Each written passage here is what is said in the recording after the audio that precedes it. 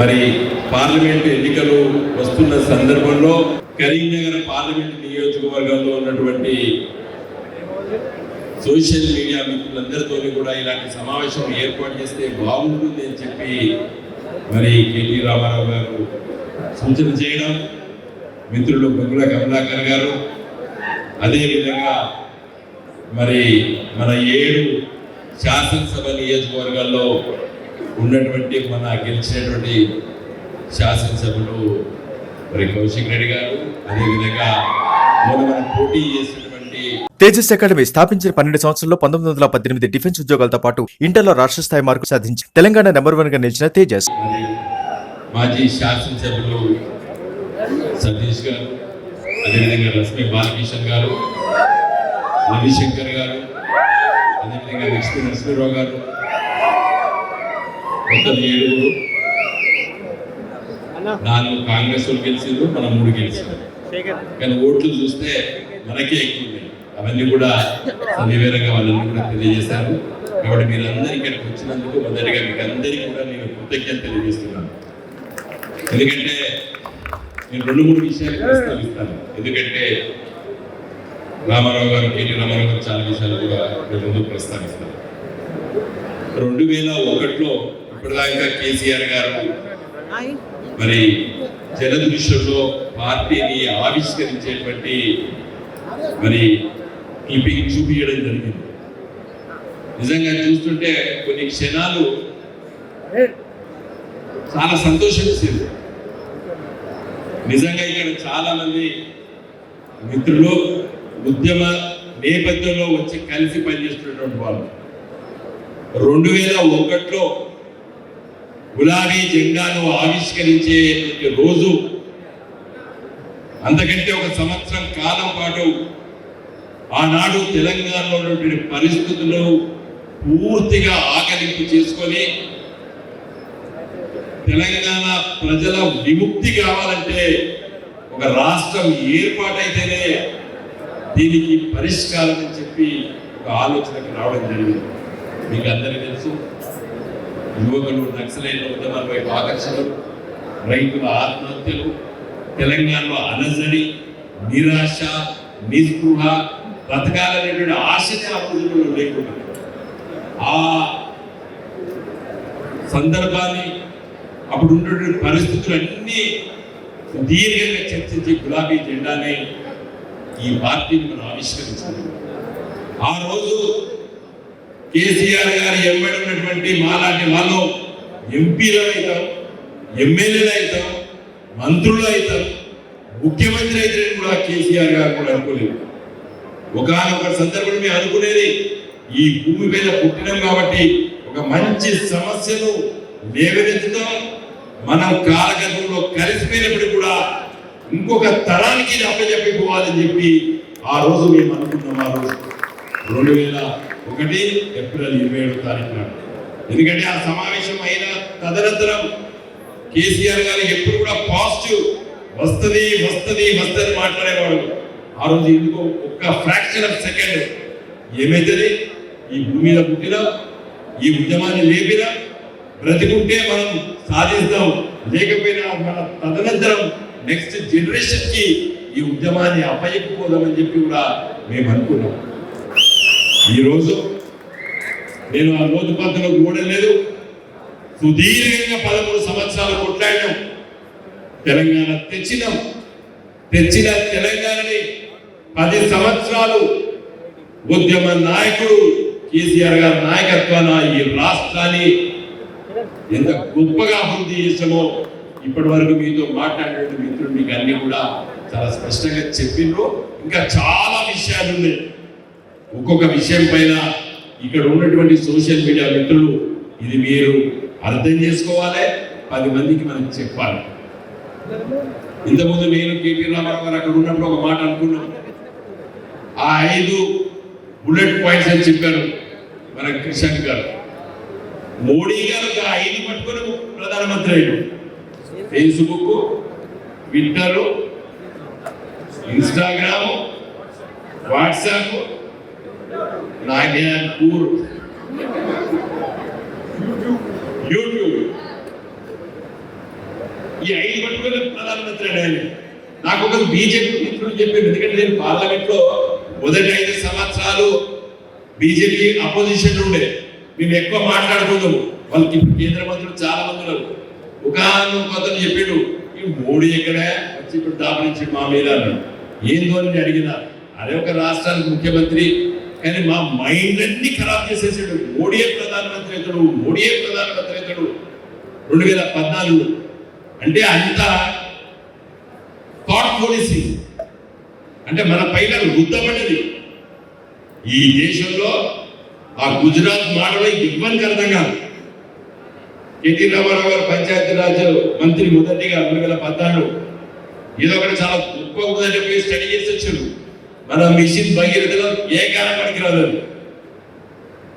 మన ముఖ్యమంత్రి గారు ఆలోచన చేసినటువంటి పథకం హర్ ఘర్ జల్ అనేటువంటి పథకం కేంద్ర ప్రభుత్వం పెట్టింది. అవన్నీ నేను మాట్లాడదలుచుకోలేదు. కానీ సోషల్ మీడియా ఒక ప్రాబల్యము, దాని పాత్ర ఎన్నికల రాజకీయాల్లో చాలా ప్రభావం చూపుతున్నది. నేను విద్యార్థి రాజకీయాల్లో ఉన్నప్పుడు మొదటిసారి నేను ఆ రోజు మా పెద్ద మామయ్య రాజశర్మ గారు 78లో కంకి కొడవలి గుర్తు కమ్యూనిస్ట్ పార్టీ గుర్తు పైన పోటీ చేసినప్పుడు తిరుగుతున్నప్పుడు ఈ జెండాలు పట్టుకురావడం, కట్టెలు చూడడం, కట్టెలకు సూజీలు కట్టడం, వాటిని పట్టుకపోవడం, పెట్టడము, ఆ ఎన్నికల రాజకీయాలు నేను మొదటిసారి చూశాను. 83లో ఎన్టీ రామారావు వచ్చి చూసాను, ఆ రాజకీయాలు చూశాను. మన పార్టీ పుట్టిన తర్వాత కూడా ఎన్నికల రాజకీయాలు చూశాను. కానీ అలా ఓటర్ల పైన ప్రభావం చూపించేటువంటి శక్తివంతమైనది సోషల్ మీడియా అని చెప్పి నేను గ్రహించక తప్పలేదు. ఎందుకంటే దట్ ఈస్ ది ఇప్పుడు ఇన్ఎవిటబుల్, ఇది ఒక్కొక్క తప్పలేదు. ఎవరైనా సోషల్ మీడియాకి దూరం ఉంటా అని చెప్తే వాడు మూర్ఖుడుగానే ఉన్నాడు. ఎందుకంటే నేను కూడా అంత పెద్ద ఐటీ సేవింగ్ పర్సన్ కాదు. నాకు ఈ సెల్ ఫోన్ ఉండేది, నాకు చాలా ఐఫోన్ ఉన్నది. ఆకుపచ్చని ఎర్ర తప్ప ఏది తెలియదు నాకు. ఫోన్ వస్తే ఆకుపచ్చని వస్తుడు, ఫోన్ కడిగేది ఎర్రది, రెండింటికే పరిమితి అవుతుంది. నేను ఇంకా మొన్న 2019లో ఓడిపోయిన తర్వాత మా దోస్తులు అంటున్నారు, అందరికంటే నువ్వే ఎక్కువ యూజ్ చేస్తున్నావు ఇంద్ర వాట్సాప్ అని. నేను నేర్చుకున్నా, ఇంకా నేర్చుకోవాలి. కాబట్టి మిత్రులారా, మీరు అందరినీ కూడా ఎట్లా ఎంపిక చేసేవాడు, మీరు అందరికడికి వచ్చి ఇక్కడికి రాలేదు, మాకు అవకాశం రాలేదని నా ఫోన్ నిండా మెసేజ్ అన్నాను. కొంతమంది బాధతో, కొంతమంది కారణం ఆడుతూ మేమైతే నీకు సరిపోమా, మమ్మల్ని పిలవరా అని కూడా చాలా వచ్చింది. వాళ్ళకి మళ్ళా మెసేజ్ పెడుతున్నా, మీరు పెద్ద లీడర్లు, మనం అందరం పెద్దలము, మన పార్టీ లీడర్లము, ఇది యూత్ సోషల్ మీడియా ఇక్కడికి వచ్చిందని చెప్పి చెప్పడం జరిగింది. ఇక్కడ కూర్చున్నటువంటి ప్రతి మీ అర్హతను బట్టి మీరు తప్పనిసరిగా చాలా గొప్పగా పనిచేస్తారని చెప్పి ఇక్కడ మిమ్మల్ని అందరికీ ఇవ్వడం జరిగింది. కొద్దిగా సౌండ్ పెంచాలి. జై తెలంగాణ. ఇక్కడికి వెళ్ళి నిలబడతలేదు. జై తెలంగాణ. గౌరవనీయులు పెద్దలు, మన కరీంనగర్ పార్లమెంట్ అభ్యర్థి, కాబోయే కరీంనగర్ పార్లమెంట్ సభ్యులు పెద్దలు శ్రీ పూరిపల్లి వినోద్ కుమార్ గారికి, గౌరవనీయులు మా కరీంనగర్ భీముడు, మా అన్నగారు, కరీంనగర్ భీముడు కాదు తెలంగాణ భీముడు, మా కరీంనగర్ శాసనసభ్యులు మాజీ మంత్రివర్యులు అన్నగారు గంగుల కమలాకరణ గారు, గౌరవనీయులు తమ్ముడు హుజూరాబాద్ శాసనసభ్యుడు, ఇప్పటిదాకా మిమ్మల్ని తన మాటతో ఉత్తేజితులు చేసిన మా తమ్ముడు, యువకుడు, ఉత్సాహవంతుడు, మరి మాటదారి, ఎమ్మెల్సీ అయినా ఎమ్మెల్యే అయినా ఎంపీ అన్నాడు. భవిష్యత్తులో ఏమైనా ఆలోచనలు ఏమైనా తెలియదు కానీ సోదరుడు మా తమ్ముడు పాడి కౌశిక్ రెడ్డి గారికి, గౌరవనీయులు తెలంగాణ ఉద్యమంలో తన పాటతో ఉద్యమాన్ని ఉర్రూతలూగించిన మానకొండూరు మాజీ శాసనసభ్యులు సోదరులు మా అన్న రసమయ్య బాలకృష్ణ గారు, గౌరవనీయులు తమ్ముడు విష్ణువర్ధన్ రెడ్డి గారు చెప్పడం జరిగింది. 2001లో పార్టీ పుట్టిననాడు, ఆనాడు ఏప్రిల్ 27 నాడు జలదృశ్యంలో పార్టీ పుడితే మొట్టమొదటి సమావేశం జరిగింది. ఆనాడు ఉద్యమానికి ఊపిరి ఊదింది, ఊపిరి పోసింది ఇదే కరీంనగర్ గడ్డ ఎస్ఆర్ఆర్ కాలేజీలో. ఆనాడు 2 లక్షల పైచిలకు తెలంగాణ ప్రజలు కదిలి వచ్చి తెలంగాణ ఉద్యమం సజీవంగా ఉంది, తెలంగాణ నినాదం సజీవంగా ఉంది, తెలంగాణ కావాలన్న కోరిక బలంగా ఉంది అని దేశం మొత్తానికి చాటి చెప్పిన సందర్భం ఆ సింహగర్జన ద్వారా ఆనాడు ఎస్ఆర్ఆర్ కాలేజీలో జరిగిన విషయాన్ని నేను మీకు గుర్తు చేస్తా ఉన్నాను. 2001లో ఉద్యమానికి ఊపిరి పోసిన, 2006లో తిరిగి మళ్ళీ పునర్జన్మనిచ్చిన ఇదే కరీంనగర్ గడ్డలో ఆనాడు మళ్ళొక్కసారి 2 లక్షల ఓట్లతో కేసీఆర్ గారిని కరీంనగర్ ఉప ఎన్నికల్లో గెలిపించి మళ్ళొక్కసారి దేశానికి బలంగా తెలంగాణ కావాలని చెప్పినా అది కూడా ఈ కరీంనగర్ గడ్డ గొప్పతనం. 2009లో ఆశలు ఖతమైపోయినాయి, ఇక అయిపోయింది టిఆర్ఎస్ పరిస్థితి. 45 సీట్లలో పోటీ చేస్తే 10 సీట్లే గెలిచింది, ఇక అయిపోయింది కేసీఆర్ పని, టిఆర్ఎస్ పని, తెలంగాణ రాష్ట్రం ఇక రాదు అనే పరిస్థితుల్లో మళ్ళొక్కసారి హక్కున చేర్చుకొని గుండెల్లో పెట్టుకొని ఆనాడు 2009 నవంబర్ 29 నాడు అల్గనూరులో అగ్గి అంటించింది కూడా ఇదే కరీంనగర్ గడ్డ అనే మాట నేను గుర్తు చేస్తాను. కేసీఆర్ గారి నిరాహార దీక్ష రోజు అల్గనూరులో ఆయన అరెస్ట్ కాగానే తెలంగాణ అంతా అగ్గంటుకున్న విషయం మీకు తెలుసు. ఇవాళ చాలా మంది చాలా మాట్లాడుతూ ఉన్నారు, చాలా విచిత్రమైన అనుభవాలు.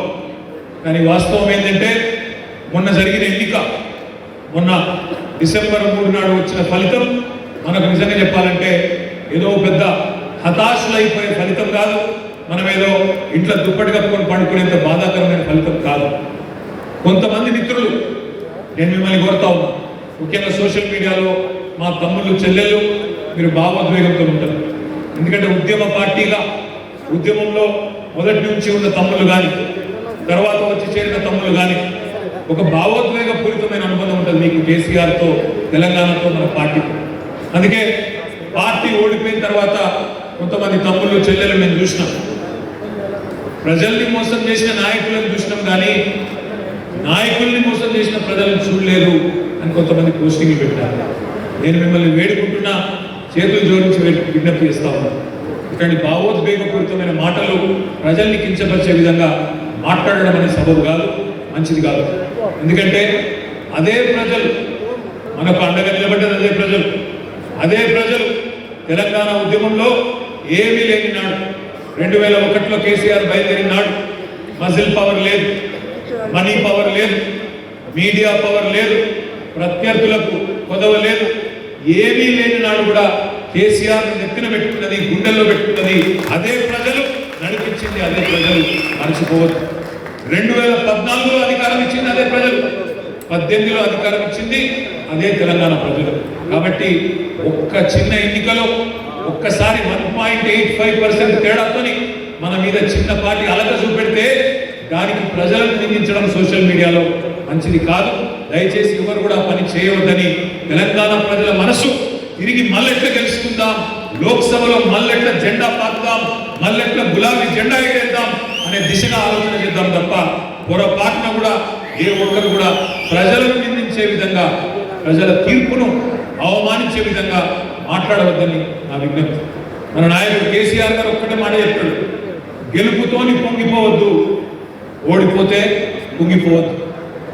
కేసీఆర్ గారు ఉద్యమం ప్రారంభమైన కొత్తలో రసమై బాలకృష్ణ గారితో కలిసి ఇంకా చాలా మంది కవులు, గోరెటెంకన్న, వరంగల్ సీను, అట్లాంటి వాళ్ళందరితో కూర్చొని పాటలు రాసేది.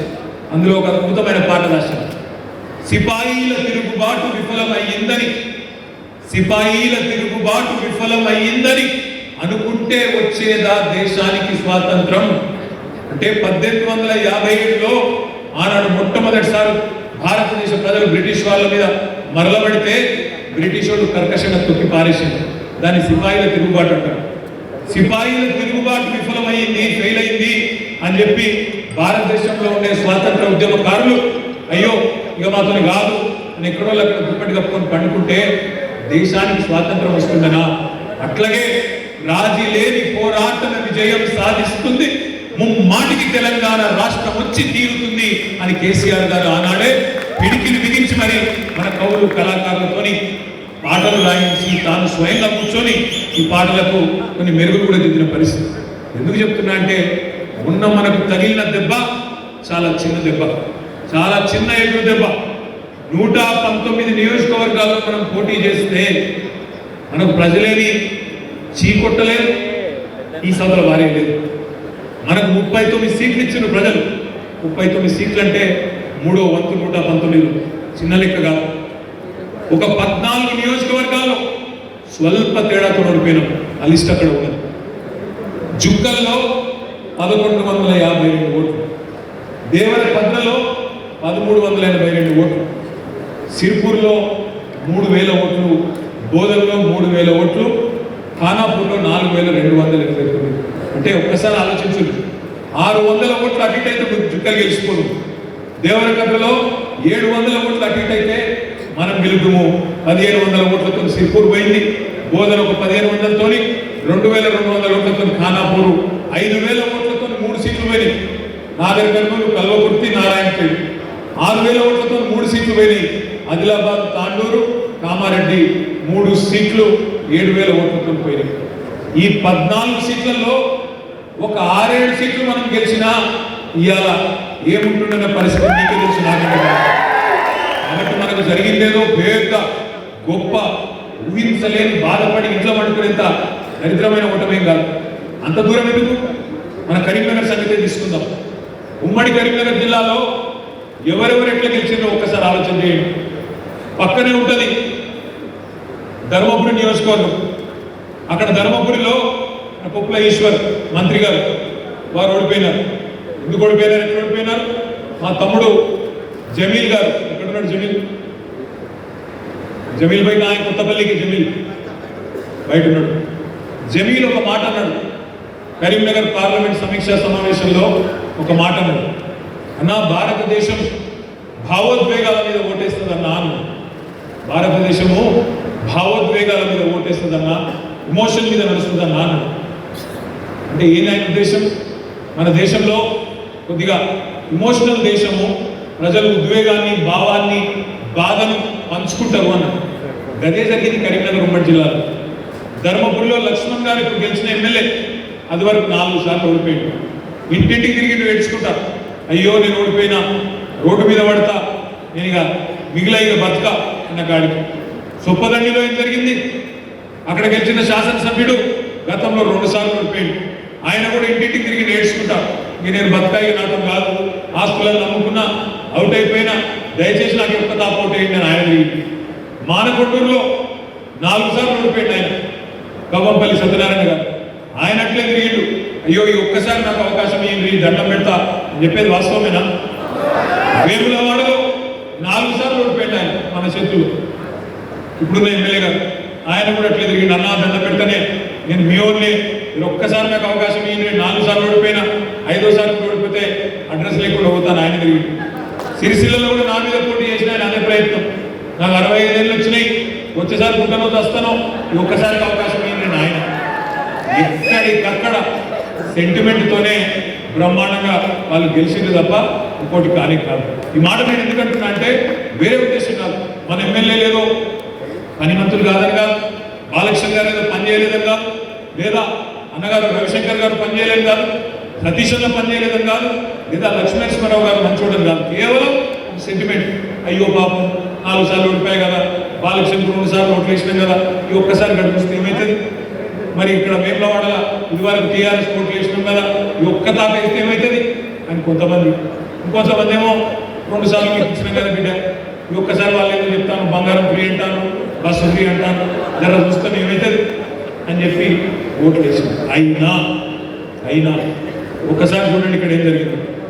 కరీంనగర్ లోక్సభ మొత్తం తీసుకుంటే ఈ రోజు కూడా మనమే ముంగట్టున్నాము.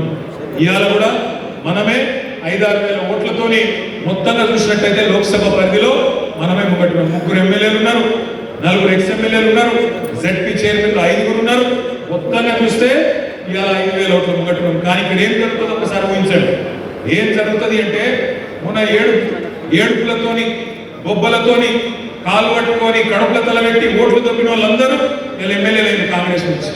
వాళ్ళకి ఈసారి సానుభూతి ఉండదు, మన ఉండదు. అక్కడ సొప్పదండ్ల సానుభూతి ఉండదు, మానకొండలో సానుభూతి ఉండదు, వేములవాడలో సానుభూతి ఉండదు, హుస్నాబాద్లో సానుభూతి ఉండదు, మన కూడా ఉండదు. అక్కడ ఏం జరుగుతుంది ఈసారి? అక్కడ ఏం జరుగుతుందంటే ప్రజలు అడుగుతారు, ఏమాయ బిడ్డ మీ రేవంత్ రెడ్డి పెద్ద పెద్ద మాటలు చెప్పిండు, ఏమాయే అని అడుగుతారు. ఏం మాటలు చెప్పిండు అని మీరు అనొచ్చు. నేనేం విమర్శ చేస్తలేదు, నేను గుర్తు చేస్తున్నాను. ఆనాడు రేవంత్ రెడ్డి గారు ఏమన్నారో ఒక్కసారి ఆయన నోట పడిన విందాం. పెద్ద పెద్ద మాటలు చెప్పిండు. ఏం చెప్పిండు ఆయన? రైతులు ఎవరన్నా లోన్ తీసుకొని వాళ్ళు ఉంటే అర్జెంటుగా ఉండ్రి, అర్జెంటుగా పోయి 2 లక్షల లోన్ తెచ్చుకోండి, డిసెంబర్ 9 నేను వస్తున్నా కడతాను. ఒక్కసారి ఏమేమి చెప్పిండు? ఇవాళ రుణమాఫీ చేసిన వాళ్ళందరినీ విజ్ఞప్తి చేస్తున్నాను. ఎమ్మడి బ్యాంకు 2 లక్షలు తెచ్చుకోండి, జనవరిలో డిసెంబర్ 9 నాడు నేను రాగానే మాఫీ చేస్తాను. ఇవాళ చంద్రశేఖర్ రావు ఏమనుకుంటున్నారంటే రుణమాఫీ చేసిన ఓట్లు నాకు పడతాయి. నేనేం చెప్తున్నా అంటే రుణమాఫీ అయిన వాళ్ళందరూ ఎమ్మడి పోయి మళ్ళీ 2 లక్షల రూపాయలు తెచ్చుకోవాలి, డిసెంబర్ 9 నాడు నేను మాఫీ చేస్తాను. కాబట్టి రైతులందరికీ నేను విజ్ఞప్తి చేస్తున్నాను. ఇప్పుడు పెన్షన్ తీసుకుంటే 2000 వస్తుంది, కానీ ఒక నెల వాయిదా పడ్డారంటే వచ్చే నెల మేము 4000 ఇస్తాం. మా అక్కడ మా పెద్దవాళ్ళందరికీ నేను చెప్తున్నా, వచ్చే నెల నుంచి ఇంటి కరెంటు బిల్లు కట్టాల్సిన పని లేదు. మీ కరెంటు బిల్లు అంతే కట్టాలి. 10 రూపాయలు కూడా కరెంటు కట్టాల్సిన పనే లేదు. టీవీ పెట్టుకోవచ్చు, ఫ్యాన్ వేసుకోవచ్చు, మంచిగా బాగా కరెంటు బిల్లు లేకుండా మీరు గృహలక్ష్మి పథకం కింద మీకు కరెంటు బిల్లు వస్తుంది.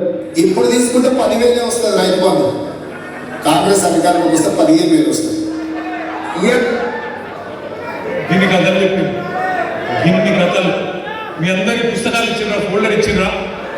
ఆ పుస్తకాలలో మంచిగా పని అయింది. ఆ ఫోల్డర్ మంచిగా ఇంటికి కొట్టపోయి ఇంట్లో మొత్తంలో చీకటి అర్రేటట్టు దాడిపోయి అందులో ఒక మంచి అల్మార చూసి అల్మార్లో ఫోల్డర్ వారేయండి, మళ్ళీ తీసుకురాకుండా. అంతేనా? తీసి చూస్తారా, చదువుతారా? పొరపాటున ఒక్కసారి ఆ ఫోల్డర్ జరుగుతుంది. నేను చెప్తాను, అలా కాంగ్రెస్ ఇచ్చిన హామీల లెక్క ఉంటుంది. దీన్ని కాంగ్రెస్ ఇచ్చిన హామీలు ఏం రాసింది దాని మీద? పుస్తకం లేదు, అందరు కదా చూపెట్టు, పుస్తకం చూపెట్టు, ఇట్లా పుస్తకం చూపెట్టుండ్రి. అందరు చూపెట్టాలి, అందరు చూపెట్టాలి. తమ్ముళ్ళు మిత్రులు తెలుగుగా మాట్లాడతాను, తెలుగుకే థ్యాంక్ యూ తెలుగుగా మాట్లాడుతున్నారు. ఏమంటున్నారంటే కాంగ్రెస్ 6 గ్యారెంటీలు అని మాట్లాడుతున్నారు. కాంగ్రెస్ ఇచ్చింది 6 గ్యారెంటీలు కాదు, కాంగ్రెస్ మొత్తం ఇచ్చింది వాళ్ళ మేనిఫెస్టోలో, వాళ్ళ ఎస్సీ డిక్లరేషన్లో, ఎస్టీ డిక్లరేషన్లో, బీసీ డిక్లరేషన్లో, మైనారిటీ డిక్లరేషన్లో, యూత్ డిక్లరేషన్లో, మహిళా డిక్లరేషన్లో, రైతు డిక్లరేషన్లో అన్ని కలిపితే నేను పెట్టలే తమ్మి, నాకేం వాళ్ళను కించపరిచే ఉద్దేశం లేదు. మొత్తం కలిపి కూడితే సరిగ్గా 420 హామీలైన కాంగ్రెస్ పార్టీ, సరిగ్గా 420. అది 420 హామీలు కాంగ్రెస్ పార్టీ ఇచ్చిన హామీలు. మనం యాద్ చేసుకోవాల్సింది ఒకటే, ఈ ఏడ్చుకుంటా తుడుచుకుంటా గెలిచిన ఎమ్మెల్యేలు మానకొండూరులో, చొప్పదండిలో, ఎమ్లాడలో, హుస్నాబాద్ లో గెలిచిన వాళ్ళు ఈ 420 హామీలు నిలబెట్టకపోతే కాంగ్రెస్ పార్టీ బట్టలు విప్పి